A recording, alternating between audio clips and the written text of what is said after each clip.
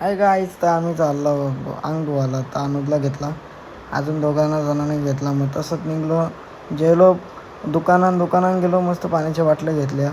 हे सुशांत शेटाईकडे टँक वागता बोलतं तसाच गेलो. मग नदीवर कपडे कारलं.